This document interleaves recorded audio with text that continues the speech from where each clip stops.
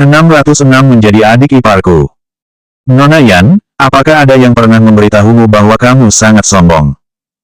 Yan Jingyi merapikan rambutnya dan berkata, aku memiliki banyak orang yang sombong. Apakah Bos Zong ingin tahu apa yang akan terjadi pada mereka?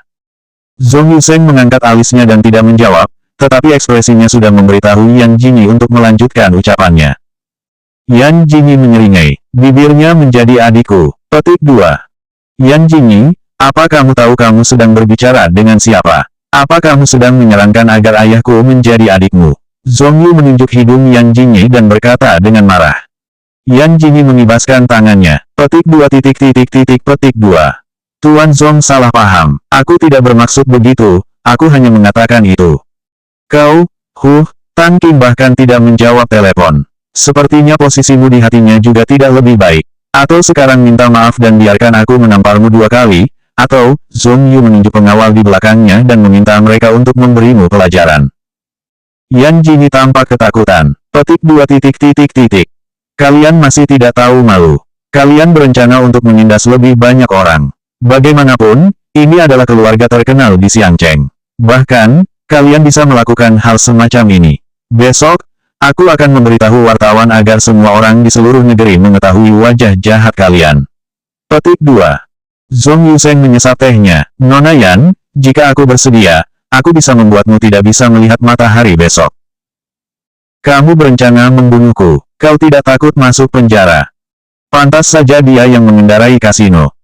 Hanya seorang wanita, asalkan dia menanganinya dengan baik. Petik 2. Yan Jingyi menggerakkan lengan bajunya. Baiklah, biarkan mereka naik bersama. Jangan menunda waktu berhargaku. Petik 2. Ayah, apakah kamu melihatnya? Wanita ini sangat sombong. Petik 2. Belum lagi yang lainnya, nyali aktris ini memang bagus. Jika dia adalah orang lain, dia pasti akan berhati-hati ketika melihatnya, dan dia akan berhati-hati karena takut membuatnya marah. Nona Yan sudah memikirkannya. Kamu yang menyuruh orang-orang ini untuk pergi bersama. Pada saatnya nanti, jangan bilang aku menindas orang lain. Petik 2. Jika kalian tidak memaksaku, aku akan melakukan ini. Apa ini berarti aku sudah memikirkannya? Apakah kapitalis kalian begitu tidak masuk akal? Zhong Yuseng sedikit tidak sabar. Kalian pergi dan beri dia pelajaran, jangan membuat orang cacat. Petik 2. Beberapa pengawal baru saja mengepung Yan Jingyi. Yan Jingyi menyela lagi. Petik 2. Tunggu, jika aku bisa mengalahkan semua orang ini sendirian, seluruh keluarga Zhong harus menjadi adikku. Kelak, aku akan melakukannya. Petik 2. Wanita ini memang sudah terlalu sombong. Kemarin, orang-orang Zhong Yu adalah generasi kedua yang kaya. Wanita ini mungkin telah belajar sedikit kungfu dan bisa dimaafkan. Tapi sekarang, semua yang ada di sana adalah pengawal yang dia pilih dengan cermat untuk kasino, dan dia ingin mengalahkan mereka sendirian. Apakah dia benar-benar mengira dia masih syuting film fiksi ilmiah? Zhong Yu bahkan tidak setuju dengan ucapan Yan Jingyi. Petik 2. Nona Yan, lebih baik tidak usah terlalu menonjolkan diri di industri hiburan. Jangan selalu memprovokasi orang yang tidak seharusnya kamu provokasi. Jika tidak, bahkan Direktur Tang pun tidak akan bisa melindungimu. Petik 2. Setelah itu, dia mengedipkan mata pada beberapa pengawal. Yan Jingyi melihat kemoceng yang dimasukkan ke dalam vas di rak buku sebagai hiasan. Sebelum ia mendekat, ia sudah bergegas keluar dan mengeluarkan kemoceng. Yan Jingyi tidak bisa menahan napas lega ketika senjatanya sudah ada. Kalian jangan salahkan aku karena tidak mau berbicara tentang seni bela diri. Nanti siapa yang menangis, siapa yang anjing. Setelah itu, dia mengangkat kemoceng dan bergegas ke kerumunan. Pengawal ini memang tidak selevel dengan orang-orang tadi malam. Jika dia bukan dari zaman kuno, jika dia tidak belajar seni bela diri sejak kecil, mungkin dia benar-benar tidak tahan. Setengah jam kemudian, Yan Jingyi bergerak seperti ikan di antara beberapa pengawal. 607 Dia ingin menggodaku semalam. Zhong Yuseng tidak bisa menahan diri untuk duduk tegak dan tidak ingin naik turun setelah bertarung begitu lama. Wanita yang disebut Yan Jingyi ini memang memiliki kemampuan. Ayah, lihat jurus yang dia gunakan, tidak seperti karate taekwondo, tapi juga seperti Gu. Petik 2. Saya selalu melihat babi lari sebelum saya makan daging babi, dan saya telah menonton beberapa drama seni bela diri. Orang di dalamnya bertarung dan mirip dengannya. Budaya di negara kita semakin dalam. Meskipun sudah mencapai zaman modern, Gu masih memiliki keluarga yang mewarisinya untuk menyelidiki latar belakang wanita ini. Petik 2. Zong benar-benar keluar dari telinga kiri dan kanan. Yang paling dia pedulikan sekarang adalah bagaimana jika Yan Jingyi benar-benar menang. Di Xiancheng, keluarga Zong juga terkenal. 3 generasi nenek moyangnya berbisnis kasino. Mereka benar-benar ingin menjadi seorang aktris sebagai adik. Jika orang lain tahu, seluruh keluarga akan malu. Zong. Ayah, jika wanita ini menang, apakah kita benar-benar akan menjadi adiknya? Wajah Zong Yuseng sedikit jelek. Tidak mungkin, sudah begitu lama dia tidak melihat tanda-tanda akan menang. Petik 2. Yan Jingyi mendengar percakapan mereka dengan jelas. Bukankah ini omong kosong? Dia sengaja membiarkan air mengalir. Jika tidak, bisakah dia bertarung begitu lama? Yan Jingyi juga tidak benar-benar bodoh. Walaupun hari ini dia setuju, tapi akhirnya dia hanya akan menyinggung keluarga Zong. Jika dia berada di Sengjing, lupakan saja. Sekarang, ini benar-benar berada di wilayah orang lain. Sialan, apakah Tang Qing adalah kura-kura? Kenapa belum datang? Mungkin karena marah oleh Yan Jingyi, beberapa pengawal semakin bersemangat dan mulai bekerja sama. Melihat salah satu tinju akan mendarat di wajahnya, Yan Jingyi melambaikan kemoceng ke lengan pria itu dan menjadi marah. Sialan, jangan tidak tahu malu. Aku benar-benar akan menakutimu. Dia membalas makian sambil menghindar, akhirnya pintu yang tertutup itu didorong terbuka. Tang Qing berjalan masuk dengan sebatang rokok di mulutnya. Begitu melihatnya, Zong Yuseng buru-buru menyuruh beberapa pengawal untuk berhenti. Ia menyipitkan mata pada Tang Qing yang duduk di posisi berlawanan. Kenapa Direktur Tang tidak memberitahuku ketika dia datang ke Xiancheng? Aku bisa mengirim mobil untuk menjemput Direktur Tang. Petik 2. Tang Qing mematikan puntung rokoknya dan melemparkan puntung rokoknya ke asbak di atas meja. Tang Qing bersandar di sofa dan terlihat ceroboh. Aku dengar Jingyi dibawa pergi oleh Bos Zong. Kenapa? Apakah Bos Zong tidak suka melihat Tang? Dia bahkan menghasut begitu banyak orang untuk memukulnya. Petik 2. Itu memang untuk Yan Jingyi. Hanya saja, ketika Tang Qing tiba di Xiancheng, dia sama sekali tidak menerima berita apapun. Zong Yuseng juga seorang gangster tua, dia selalu memegang rak. Wei tidak bisa menahan diri untuk duduk tegak kemarin, dan tidak ingin naik turun setelah bertarung begitu lama. Wanita yang disebut Yan Jingyi ini memang memiliki kemampuan. Omong kosong, Yan Jingyi berkata dengan marah sambil menunjuk ke arah Zong Yu dan mengeluh. Direktur Tang, aku menolak dia yang ingin menggodaku tadi malam, tapi dia membawa lebih dari selusin orang untuk mengepungku. Aku membela diri dan rekamannya masih ada di ponselku. Apa aku harus mengungkapkannya? Dia benar-benar merekamnya. Yan Jingyi mengeluarkan ponselnya, dan suara Zong Yu dengan cepat muncul. Kali ini, Zong Yuseng sedikit tidak tenang. Ia menatap tajam ke arah Zong Yu, benar-benar bodoh. Jika ia memukul orang, ia juga bisa kehilangan pegangan. Tang Qing menyilangkan kakinya dan mengusap dagunya dengan satu tangan. Petik 2. Bos Zong, meskipun Tang tidak mencampur dupa, dia masih memiliki beberapa industri. Bukankah ini lebih baik daripada aku melawanmu? Ekspresi Zong Yuseng menjadi semakin buruk. Wei Yai terbatuk, sepertinya salah paham. Untungnya, Nona Yan tidak terluka. Putraku dan teman-temannya juga dipukuli, itu sudah impas. Petik 2. Presiden Tang merasa ada yang salah dengan keadilan untuk putraku hari ini. 608 Aku dan keluarganya memiliki balas dendam. Siapa yang akan impas denganmu? Karena Direktur Tang ada di sini, maka dia kebetulan bisa menjadi saksi. Kamu bisa meminta 2 orang untuk bertarung denganku. Jika aku menang, kamu harus mematuhi taruhan tadi. Tatapan Zong Yuseng menjadi semakin dingin. Nona Yan, pengawalku tadi hanya bermain-main denganmu dan tidak benar-benar bertindak. Karena Direktur Tang juga ada di sini, sebaiknya kamu segera pulang dengan Direktur Tang. Petik 2. Kalau tidak, kamu akan bertarung seperti aku. Petik 2. Zong Yuseng mengepalkan tinjunya dan mengalihkan pandangannya ke Tang Qing. Petik 2. Tuan Tang, apa kamu tidak peduli? Tang Qing benar-benar menatap pertunjukan yang bagus. Mendengar itu, dia berpura-pura terkejut. Mengapa aku harus peduli? Hobi terbesar Jingyi adalah berkelahi. Jika aku tidak mengizinkannya, bukankah itu terlalu pelit? Kemampuan omong kosong Tang Qing akan segera menyusulnya. Yan Jingyi tersenyum menatap Zong Yuseng. Petik 2. Xiancheng dan Sengjing memang agak terpisah. Sepertinya banyak orang Siang Cheng yang mengira kita mudah ditindas. Aku juga terkenal. Aku yakin Bos Zong pasti akan memenuhi keinginanku. Mereka semua adalah rekan senegaranya di tanah air. Petik 2. Siapa keluargamu? Zong Hua merasa sedih. Ayah, karena dia ingin terus bertarung, maka kita tidak bisa menyalahkan kita karena tidak menghormati Direktur Tang. Jika nanti ada yang terluka, jangankan keluarga Zong kita yang menindas orang lain. Petik 2. Yan Jingyi melambaikan jarinya yang bergerak-gerak. Petik 2. Astaga, apa aku orang yang begitu pelit? Ayo mulai. Petik 2. Zong Si memilih 2 pengawal yang paling bisa bertarung. Dia juga secara khusus menyuruh mereka untuk bertarung sampai mati. Tang Qing sedikit mengernyit saat melihat postur ini. Ia mendengar bahwa Yan Jingyi cukup bisa bertarung, tetapi kedua pria tangguh ini tahu bahwa mereka sangat hebat. Ketika ia ragu untuk menghentikannya, Yan Jingyi mengangkat kemoceng dan mulai memukulnya. Benar-benar mengacak-acak dengan mata tertutup, tapi setiap kali bisa memukul orang lain. Mendengar suara yang tidak jelas itu, semua orang di ruangan itu gemetar. Kali ini, jangankan setengah jam, bahkan 10 menit pun kedua pengawal itu mulai memohon ampun. Yan Jingyi mengangkat kemoceng ke bahunya, lalu mengangkat tangannya dan menyentuh hidungnya. Petik 2. Tuan Tang, apa aku yang menang?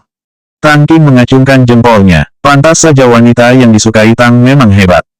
Zhong Yuseng dan Zhong Yu juga tercengang.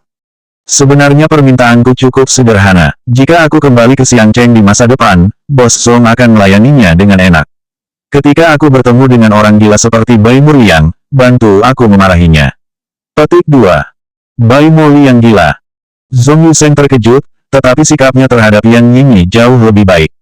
Nona Yan punya dendam dengan Tuan Bai.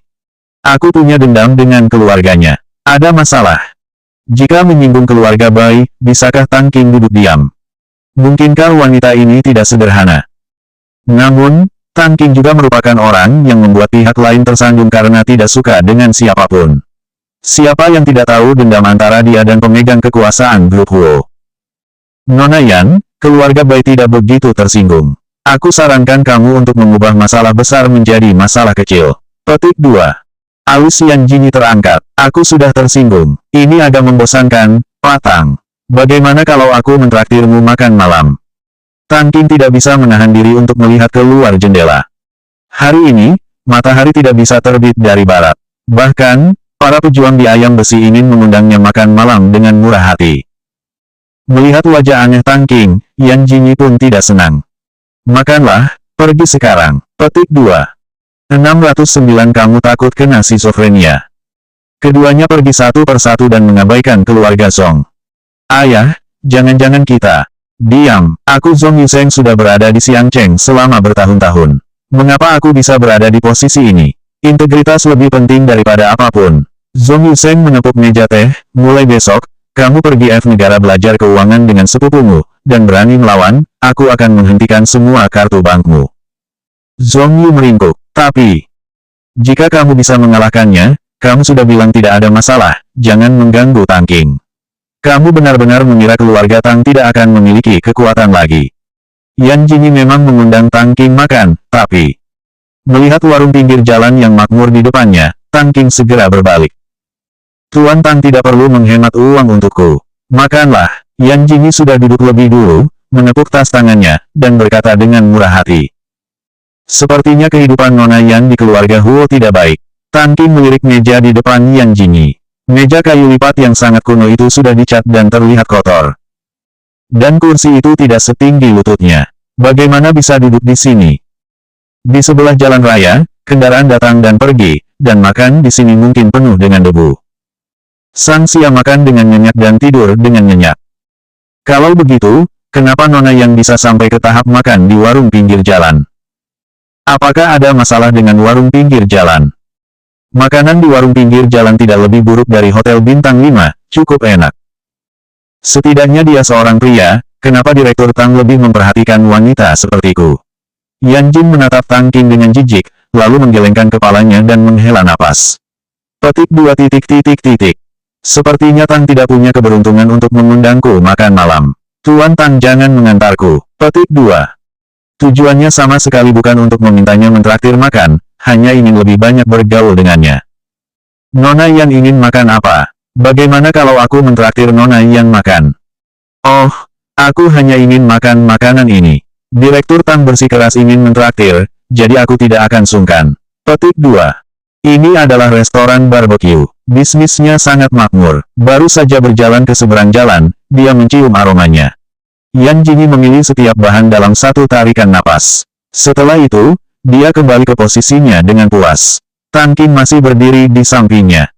Direktur Tang tidak duduk. Tang Qing berpikir sejenak, ia mengeluarkan sapu tangan dan menyeka bangku dengan hati-hati, kemudian perlahan duduk. Dia sangat tinggi dan duduk di bangku pendek itu memang terlihat sangat tiba-tiba. Terutama, dia lahir dengan sendok emas, dimanjakan sejak kecil, dan sekarang dia makan di warung pinggir jalan bersamanya. Adegan ini tampaknya cukup ilegal. Bangku lebih bersih daripada wajahmu, hanya saja sudah lama terlihat kotor. Petik 2. Tang Qing berani menjamin, jika ini berasal dari mulut orang lain, dia pasti akan mencekik orang itu. Bos adalah seorang bibi berusia 40 atau 50 tahun. Ia berbicara dalam bahasa kota Siang yang asli. Yan Jingyi memesan lebih banyak. Ia sendiri yang membawa barbecue. Yan Jingyi bingung mendengarnya. Ia belum makan sepanjang hari. Ia sudah sangat lapar sekarang, tapi bibi yang antusias ini masih tidak pergi dan masih berbicara di sana. Masalahnya, dia benar-benar tidak mengerti bahasa Xiang Cheng. Tang Qing yang duduk di seberang tiba-tiba membuka mulutnya dan berbicara tentang Xiang Cheng. Yan Jingyi tanpa sadar menatapnya dan secara tidak sengaja menemukan bahwa Tang Qing sangat menarik ketika berbicara tentang Xiang Cheng. Akhirnya, setelah bos pergi, Tang Qing tersenyum dan mengambil tusuk sate dan memakannya. Bos ini bagus, dan masakannya juga tidak buruk. Petik 2. Anda mungkin menderita schizofrenia. 610 Nyonya pasti butuh aku memanaskan tempat tidur. Tadi, apa yang kamu bicarakan dengan bos? Senyummu sangat bahagia. Petik 2. Tang Qing tiba-tiba menatap Yan Jingyi dengan ambigu. Bos Beiming berkata bahwa kita sudah menikah, sayang sekali tidak bersama. Bagaimana, apakah Nona Yan ingin segera bercerai dengan Direktur Huo dan bersamaku? Yan Jingyi memutar bola matanya dan tidak peduli padanya. Begitu Tang Qing mengantarkannya ke hotel, Huo Xishan langsung menelepon. Samar-samar terdengar suara lift, seharusnya dia baru saja keluar dari lift. Direktur Huo merindukanku lagi. Huo Xishan menjawab dengan tidak setuju. Perjalanan Nyonya dan Direktur Tang kali ini terlihat sangat bahagia. Petik 2. Yan Jingyi sedikit terkejut. Bagaimana dia bisa tahu? Sialan, Huo Xishan tidak akan mengirim orang untuk mengikutinya, kan? Lumayan, tanpa Direktur Huo, hatiku terasa kosong. Lebih baik Direktur Huo yang membiarkan aku menciumku, dan Direktur Tang tidak akan membiarkan apa-apa. Petik 2. Satu kalimat berhasil membuat Huo Xishan marah. Nyonya sepertinya sangat menyesal, jadi dia hanya memukul Tang Qing sampai pingsan di kasurmu. Yan Jingyi menjawab dengan santai. Ide ini cukup bagus. Kalau tidak, Direktur Huo, bantu aku, iya. Buka pintunya. Huo Xishan tiba-tiba berkata tanpa berpikir. Yan Jingyi tercengang. Nyonya, buka pintunya. Petik 2. Buka pintunya. Jangan-jangan. Yan Jingyi buru-buru berbalik dan membuka pintu. Benar saja, ia melihat Huo Xishan berdiri di luar. Wajahnya tampak suram dan seluruh tubuhnya memancarkan aura yang menakutkan. Huo. Begitu ia membuka mulutnya, Huo Xishan tiba-tiba melangkah masuk dan mendorongnya ke pintu. Yan Yining sedikit lengah oleh tindakan tiba-tiba Yan Yingxi. Dengan cepat, ia merasa panas di bibirnya. Ia menatap wajah tampan Huo Xishan dengan linglung. Ciuman ini sangat sengit, Yan Jingyi merasa seperti akan mati lemas. Setelah beberapa saat, Huo Xishan sedikit berpaling, matanya masih tertuju pada wajahnya. Karena aku datang, Nyonya tidak perlu selalu berpikir untuk menggoda Direktur Tang. Petik 2. Kenapa kau di sini? Untuk pertama kalinya, Yan Jingyi merasa malu. Sialan, Huo Erdok tadi terlalu ganas. Terlalu mendominasi. Ada orang yang mengintip istriku dan secara alami datang untuk menjaganya. Petik 2. Tiba-tiba, itu bagus. Yan Jingyi menggembungkan pipinya. Sebenarnya, dia sangat merindukannya. Saat melihatnya muncul di pintu, suasana hatinya pun membaik. Huo Xishan mengulurkan tangan dan mengusap rambutnya. Petik 2. Ada terlalu banyak pria liar di luar sana. Sangat berbahaya. Nyonya harus menjaga jarak dengan mereka di masa depan. Petik 2. Direktur Tang membantuku, apa kamu bisa mengarangnya seperti ini? Huo Zishan mengangkat alisnya, aku hanya mengatakan yang sebenarnya. Petik 2. Setelah masuk ke dalam, dia pertama kali melihat sekeliling ruangan, kemudian melepaskan jaketnya dan bersandar di sofa. Nyonya sudah siap tidur sekarang.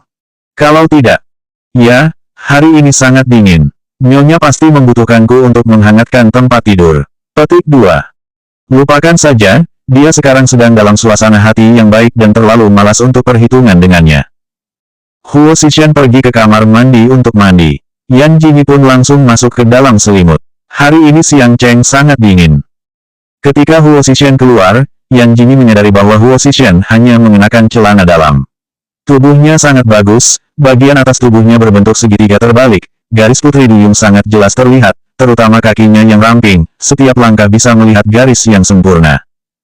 Tak tahan lagi, matanya bergerak ke atas. Tidak. Yan Jingyi buru-buru berbalik membelakangi Huo Zishan. Kenapa kamu tidak memakai baju? Huo Zishan terlihat sangat tenang. Dengan tenang, ia membuka dan berbaring di sampingnya. Tanpa piyama, Nyonya akan turun. Petik 2. Kau adalah direktur yang mendominasi, tanpa piyama, kau bisa menyuruh bawahanmu membelikannya. Selanjutnya bab 611 pemberontakan yang